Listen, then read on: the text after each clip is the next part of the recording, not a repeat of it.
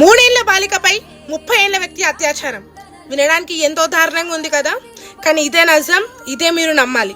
ఈ సంఘటన మరి ఎక్కడూ జరగలేదు, మన సిద్దిపేటలో జరిగింది. అది కూడా మైత్రివనంలో గోగ్రీన్ అపార్ట్మెంట్స్ అండర్ కన్స్ట్రక్షన్ ఉన్న దగ్గర. అసలు వింటుంటేనే చిర్రెత్తుకపోతుంది కదా, కానీ ఇదే నిజం. ఆ 30 ఏళ్ళ నా కొడుకు ఎవడో కాదు, వాడి పేరు అజయ్. వాడు ఉత్తరప్రదేశ్ నుంచి మన సిద్దిపేటకి పెయింటింగ్ వర్క్ చేయడానికి వచ్చిండు. అక్కడే గోగ్రీన్ అపార్ట్మెంట్స్లో వర్క్ చేస్తున్న వాచ్మెన్ మన్మరాలపై వీని కనబడింది. ఆ మన్మరాలి యొక్క వయసు 3 ఏళ్ల బాలిక.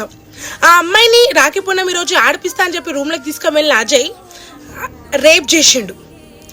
ఆ తాతయ్య అమ్మ ఏడుపు ఎందుకో ఏడుస్తుంది అని చెప్పి రూమ్ దగ్గరికి వెళ్ళి చూడగా నా కొడుకు ఆ 3 ఏళ్ల బాలికని రేప్ చేస్తుండు.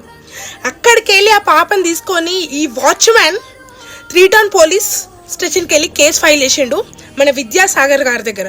ఇన్స్పెక్టర్ విద్యాసాగర్ గారు ఈ కేసు హ్యాండ్ ఓవర్ చేసుకొని 24